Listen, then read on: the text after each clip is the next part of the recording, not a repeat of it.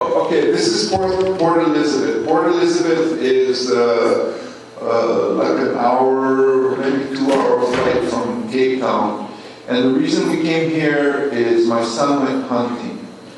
And he went with Majiji, and he did the 10-hour flight, 12-hour flight, and then he jumped on the 2-hour flight, and then he had a 2-hour Jeep ride, and then he went hunting. So he was very happy. I didn't want to go hunting. So I went to the beach. And as you can see, this is the Indian Ocean. I got to swim in the Indian Ocean. Very, very warm. I loved it. It was awesome. Okay, next one. Okay, this. No, okay. So I want. Okay, this is at Tally. So we flew back from Port Elizabeth, and while I was in Port Elizabeth, I want you guys to be proud of me. So I walked from the hotel to the city center. I needed to get some South African money. So I figured, the city center's got all the banks. So I walked, and he said, it's just not that far. Well, it ended up to be 12 kilos. And so that worked out to like 7 miles maybe. But anyway, and then I went to a grocery store, and I'm the only black person in the city center. I'm the only black person, only white person in the city center. And I walk into a grocery store, and I start looking at, everybody's looking at me, the only white person in that store. And I bought a bunch of stuff like an idiot, thinking my whole thought process, I want to catch a taxi back to the hotel. I know there was 2 taxis when I walked in, but when I walked out, there was not a taxi to be found. So I hiked it back carrying all this stuff. Then I went fishing, and it was the second roughest day I've ever been on the water. There was big, huge ships. And we go down in this little boat, and we couldn't see nothing. And we come up, and you could see that ship. And we go down, and the wind was blowing, and the fish weren't biting, and it was like I didn't blame Rick for that one. That was all Terry. But anyway, we flew back, Justin and I, and we went and rented a car, and we picked up Chrissy, and we went to this place, and this place is a game reserve. And I shouldn't even call it that. It's a game park, and they allow archery hunting. And as you can see, the power lines go right through it. And but anyway, Chrissy came with us, and this is some of the pictures that we took. These are Elin, and go ahead. And there should be a giraffe's head in there someplace. There he is. Anyway, they have giraffe and Elin and kudu and gemsbuck and springbuck and all kinds of different things. Okay, next. Okay, this is called a hide. In the U.S. we call it a blind. So Justin, you can see a little mirror on the side of that hole, and that hole is where Justin would shoot from. But he looks through that mirror, and as the animals come up for water or come up for feed or whatever it is, he has the opportunity to take one. Okay, next. He didn't get the opportunity to shoot this thing. Yeah. There's Chrissy. And Chrissy, I think most of you met her here. You just can't say enough good things about her. Crystal and I were talking last night about what words we have to describe her, and you can't.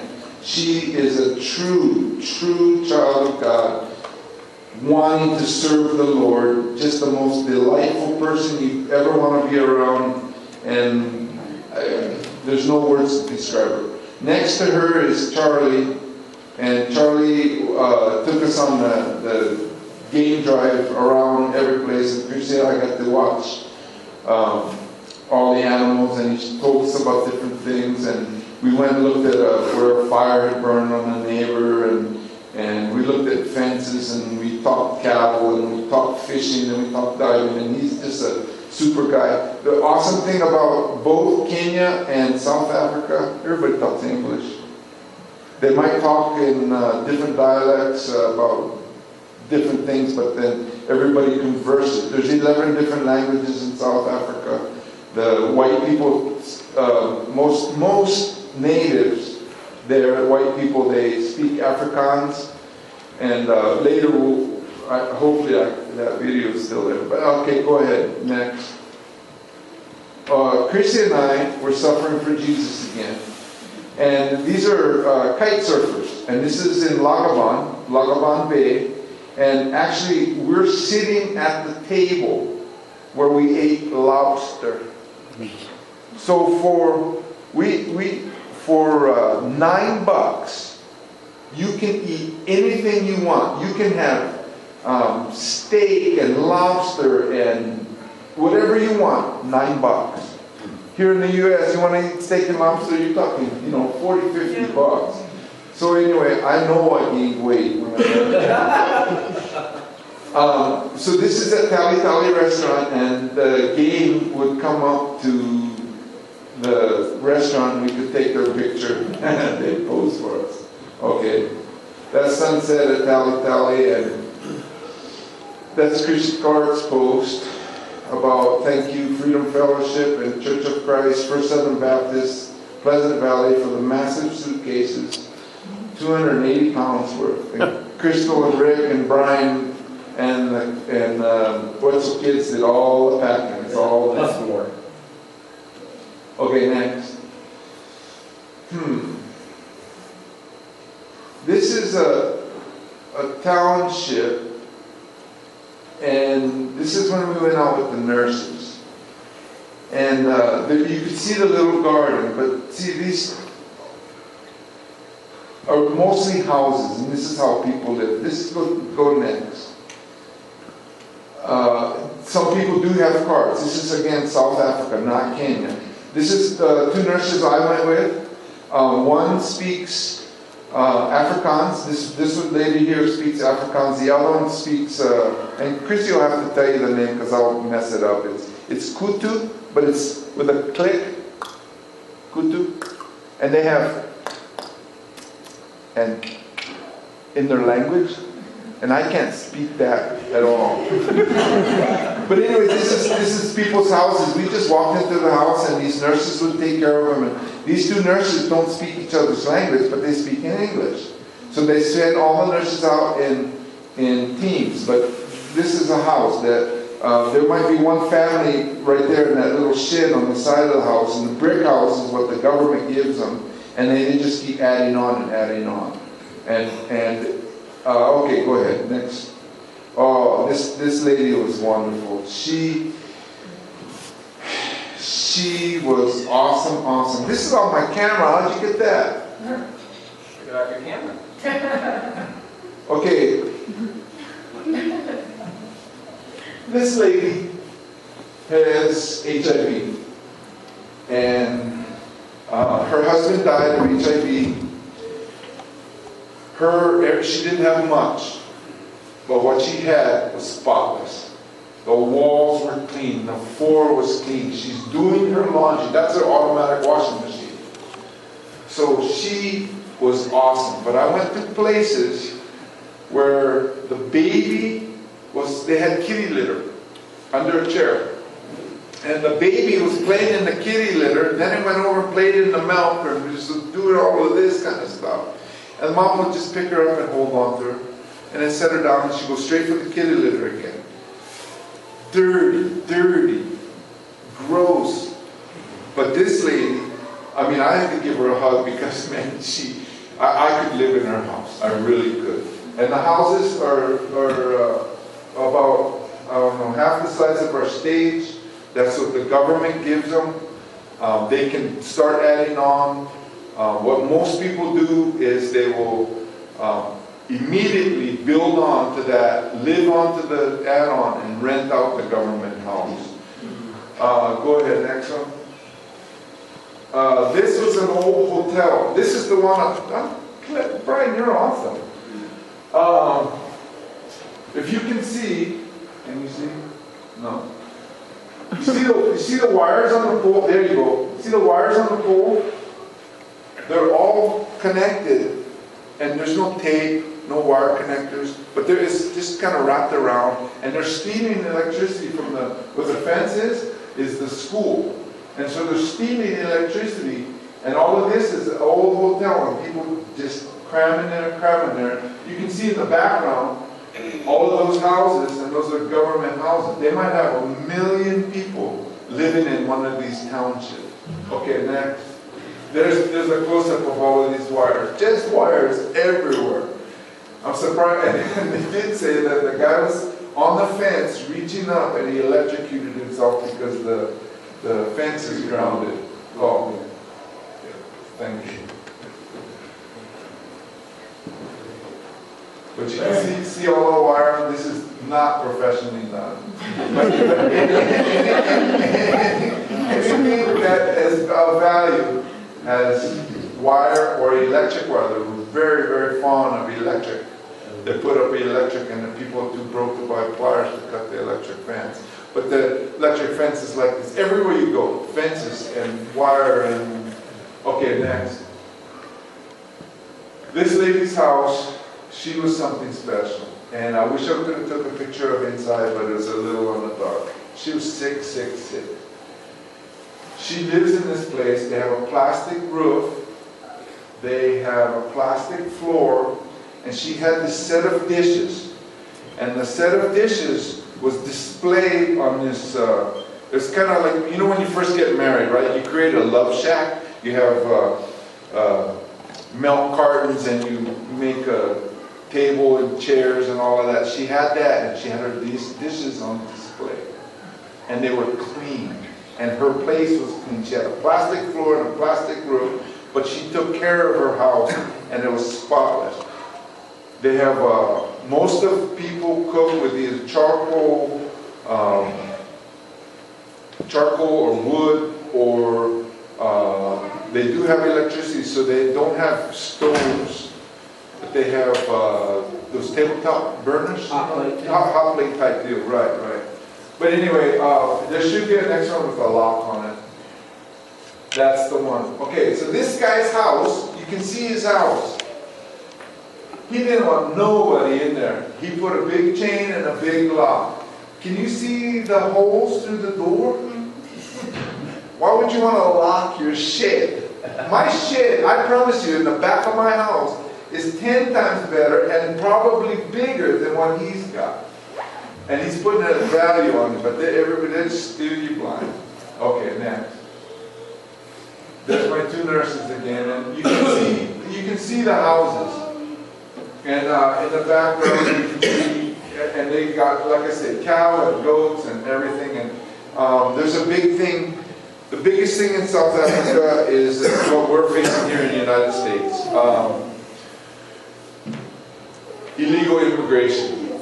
And so they are overwhelmed. There's no jobs in anywhere. The lady I should say in Northern Africa. Everybody's coming to South Africa because it's opportunity. It's just like it's like the United States. There's lots of opportunities. There's lots of work to be done, and so people are flocking there because Zimbabwe. The lady we sat with on our London to Denver flight was from Zimbabwe. She's going to work at a hotel in Broomfield for 6 months, doing it as a kind of a training project.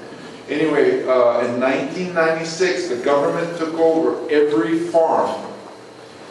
Anybody, if you were white, you owned something, they took it from you. They gave them up from 3 hours to 24 hours to get off the property. So the government army came into her family's farm, said, pack up now. They left every piece of livestock, every piece of equipment, every grain that they had stored, every their house. They would come in and say, you cannot have that painting because I'm taking that painting. they left with suitcases. So imagine they built a life and it was all taken away. 96% unemployment in Zimbabwe. They're flocking across the border for opportunity to feed their families. So that's what they do, is they build up shanty towns, squatter camps. You can tell the difference between a squatter camp and a township by the electricity. If there's electricity, go to the next one.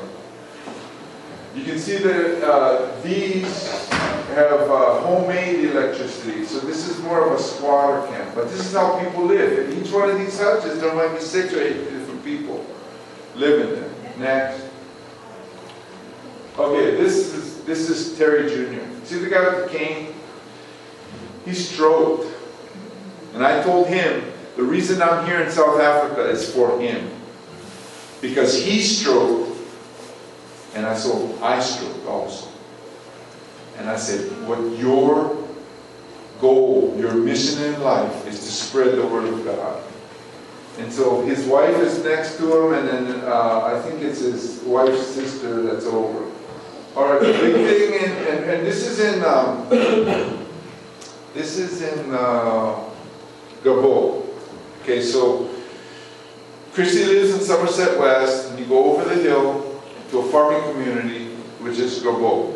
So Justin and I he shot an eland, and the whole deal was to go fishing and hunting to fill a freezer, and the freezer was in Zola Church, and I don't know why we don't have those pictures yet, but so we go back and we see Tithe. His name is Tace, T-H-Y-S, Tace, and we talked to him, and where are you guys staying? And he would go, Gabon. It's spelled G-R-A-B-O-U-W, Gabon. And he goes, Gabon, where's Gabon? So then I went, Gabon, Gabon. And that's not how you're supposed to roll your tongue too, so it's Bo. And he goes, oh yeah, over the hill by the apples. Gabon, he didn't know where that was. Okay, next. But anyway, that guy got the witness to, these are some of the houses. We got to take the car because I was there. Usually these nurses working too, they go out and they walk. And they are getting money from the government now. This is Tembelicha, and it's called Tembacare. And we took all of the nurses out to lunch. We had 2 cars, with 16 of us. And the only thing I can say negative about my whole trip is that after we came home from lunch, came back to Timbacare from lunch, the Sister Joyce chewed us all out because we were 5 minutes late. So she took this happy thing where I took these nurses out for a steak dinner. They all ordered steak. They were happy. They were hugging on us. They were flirting with Justin. It was an awesome, awesome day. But they took a little bit long serving us. Because you've got to ask the waiter, please come take our order for water and drinks or whatever. Please come take our order for the food. Please come take our order for dessert. Please come bring me the bill. Please bring the machine so I can pay for it. You have to, come on. Otherwise they'll just stand back and chill. Take a leisurely lunch. All of the Sister Joys chewed on us and chewed on the nurses. Made it. But the nurses were so happy that we took them out. And just we can make a difference in Africa. Okay, this is some of the guys' houses. It's kind of hard to see the ants in the cup, but the picture here, what I want you to notice is the Bible on the shelf. We have some Bibles back there that are small. These people know Christ. They are being witnessed to, and these nurses are the main ones doing it. So it is a worthy thing that they're doing. Okay, next. Okay, see my friend? Can you guys see his face and his hands? He's got no fingers. He got caught in a fire in one of those sheds. Burned all his fingers off, burned his... First time I saw him, this is at the clinic. One of the patients that we had, I've been sitting for so long, I gotta sit down. The first time I saw him, I was sitting there in front of the clinic, and he was running. He ran out the clinic screaming. "Ah!" He didn't want to be seen by the doctor again. They have the money to do some plastic surgery on him.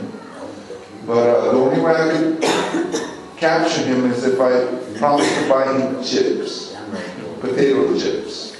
So I took this picture, and I gave him chips after I took the picture, and I prayed for him because he's got no parents. His parents were killed in a fire. He survived the fire, and I guess his mama was lying on him to protect him, but it wasn't enough. But he got nothing.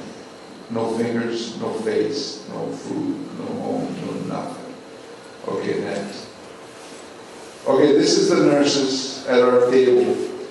And you can see that they're so happy. It was just so awesome to bless them. And this one nurse said she wanted to have Justin's baby.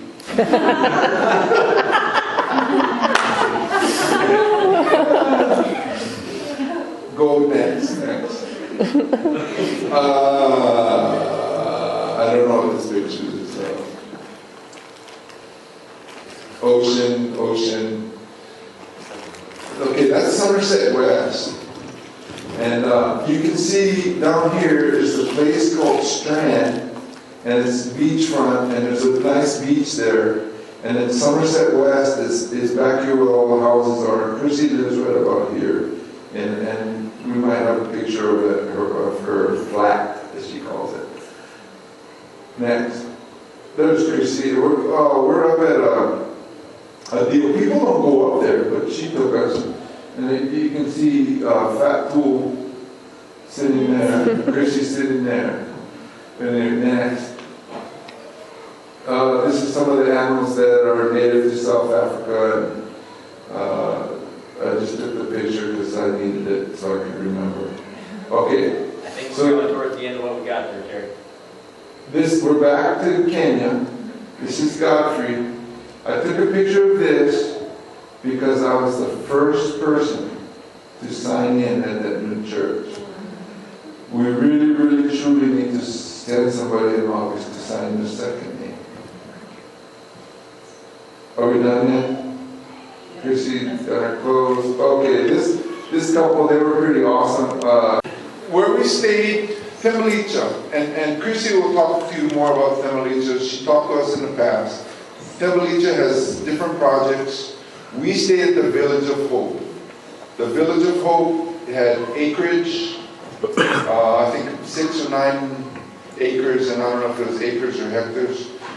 They had a facility for AIDS babies, and what they do is they bring these babies in. It's a short term, 3 to 6 months, trying to get them having the right medical treatment, giving them the care. They have nannies on staff, they have maids on staff, they have the place that we stayed at. The place that we stayed at was kind of not good because you slept upstairs. There was a kitchen downstairs. There was a bathroom in one building. There was another building with sinks. There was another building with showers. So if you did your morning routine, you went to 4 different buildings. If you had to pee in the middle of the night, you had to walk downstairs, go outside, go to the bathroom. It was a nice flushing toilet and everything, but don't get me wrong. They have. This is South Africa. They have. Kenya, they would die. Godfrey would give his right arm for what we had at the Village of Hope. He would give his right arm, I promise. So I'm saying, we got to meet with Frank. Frank is the head of Tambalicha. Chrissy set it up so that we met with him on the first morning. Frank's words are, pouring to Chrissy, she's an unpaid volunteer. She goes there, she lives there, she works there, and she gets paid by people supporting her mission. I have pictures of a lady that had 4 kids. Her oldest girl got married. She's there with her 3 kids. She's planning on doing more than a year, but she's going back in 11 months. And she wants to work with Educare. So the biggest thing in South Africa, what they want to do is educate the kids. If nursery school, preschool. So they take these kids that we went to Zola, and Zola is where we bought the freezer for. And if you guys look on Instagram, you can find the picture of us in front of the freezer, and we filled that thing till you couldn't put another piece of chicken in it. It was full, and we did that as a group. We are putting protein in those kids' bodies. So the big thing is education in South Africa. They take these kids out of these camps, and there's these squatter camps, and I call them squatter camps because I have a friend there, and he actually went fishing with us in out of Hout Bay. His name is Gumi. He works out of Fort Morgan. In the summertime, he works for Green Bank. He goes to different farms and he cleans their wheat seed right on farm. He cleans my seed. I spent some time with him. He gives me different words. Chrissy gives me different words, and then I combine them. And there's one township, as Chrissy calls them, and it's 23 kilometers by 23 kilometers. There's 1 million people live there.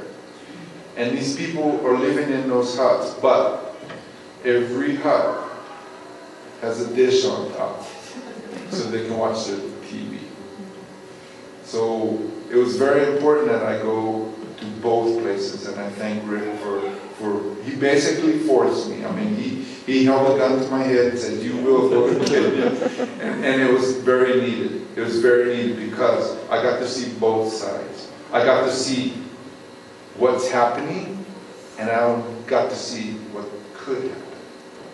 And I'm saying that we should put our efforts into Kenya and Chrissy.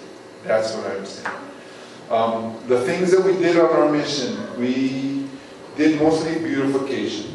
There was a trail that you had to walk down from the village of Hope, and it was kind of messy. We put bricks alongside and we put more rock in. And they say in the wintertime it's really needed because it gets wet and it's hard to walk. And then we did other stuff like paint. We got to go to an Educare place right in the middle of wine country. Beautiful, beautiful orchard, beautiful, beautiful vineyards, big restaurants. I mean, they got the money. It's just, it's taken a little while. Apartheid was a real thing. Frank's words, again, he's the creator of Tambalicha. This is part of the redemption. He was part of the police force. He beat on black people. The white people beat the black people down. Beat them and beat them and beat them. And so they're now trying to make amends. And the reason that they have to do the Educare with the young people is because education is such lacking. It's lacking very much so. If they don't take these kids, the older kids will not go to school because they'll stay home while mom and dad can work, and they'll stay home and watch the younger kids, or grandma will watch them, which is worse. Grandma's usually in a small little village where the kids ain't gonna get hurt, and the kids are roaming the streets, 2 or 3 years old, walking up and down the road. And there's so many houses, and it's amazing. It's amazing how people can pack in like that. The church at Zola was probably the highlight for me. I got to preach, and they were very, very receptive to the word. Pastor Linda, who is a man, came up to me after, and he shook my hand. Zola is where we bought the freezer for. Zola is where Justin's meat went. And then we went to a butcher shop the day before we left, and we bought so that we could fill it up, and we filled it up full. Anyway, it's awesome. I guess I could ramble on for weeks and months. We have a mission trip coming up. I want you all to seriously think about it.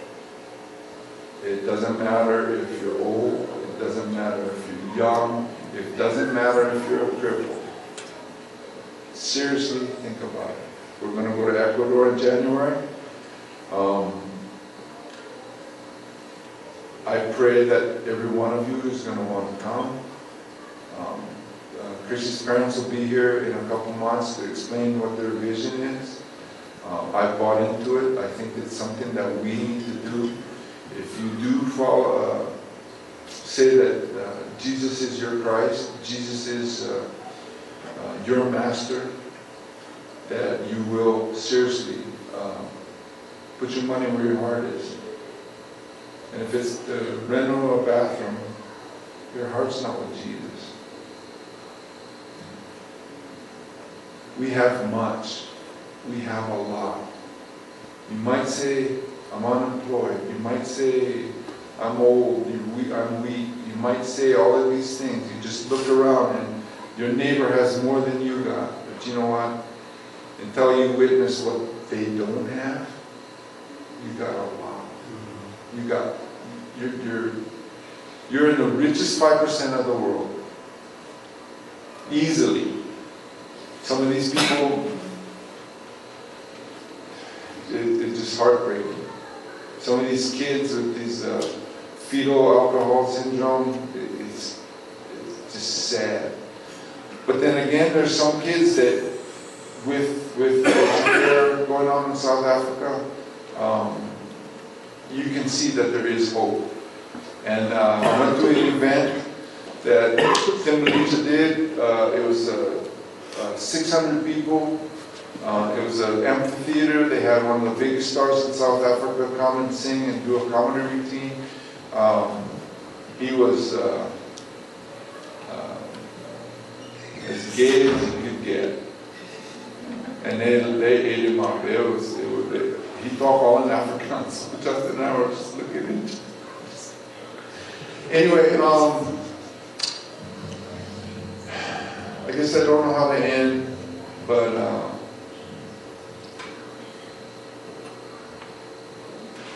consider it. I would like for you to consider it your goal in life to make a difference in this world. And out those doors is our mission field. And we don't have to go halfway around the world to be missionaries. We can be missionaries in our community. Be vocal about your faith. Be bold. Jesus doesn't want somebody who is half in this world and half in his world, because he says he's going to spew you out. Let's be on fire for God. All of us. Every one of us. And like I said, you don't have to go on a mission trip. Right through those doors is our mission. If there's somebody today hurting, and if there's somebody today that needs some more prayer, I want you to just raise your hand, and we'll come and pray with you. If there's somebody here who has not given his life to Christ, I want you to raise your hand, and we'll come and pray with you. Now is the time. Time is short. Jesus is coming again. Thank you for listening to me, and let's pray. Father God, we just come to you now, Lord, and we just thank you that we live in the land of plenty. Lord, we thank you that we were born privileged Americans. Lord, I just ask you to affect our hearts, to affect our minds, that we can be people of change, that we can change this world for better, Lord, that we can spread the gospel throughout the world, our own backyards. And Lord, I just pray that we can feed the people, we can house the people, and we can do what you asked us to do. And Lord, I just again pray that you'll be part of this house, this part of this family, that we will look to you as our leader, Lord, that we will not waver, that we will not look at our own circumstances, Lord, because we know that everybody in this world is poorer off than we are, Lord. Lord, I just again thank you for giving me the opportunity to go witness firsthand what's happening in both Kenya and South Africa. And Lord, I just pray that I can continue to encourage those that are around me. Lord, again, if there's anyone here who is not saved, Lord, just put them, give them that little tingle, Lord, that I need to make things right with you, that I need to save Jesus. I need to believe on Jesus, that Jesus is my Lord and Savior, Lord. Again, Lord, thank you for all the blessings you continue to pour on us as a church family. This is what I pray in Jesus' name. Amen. Amen.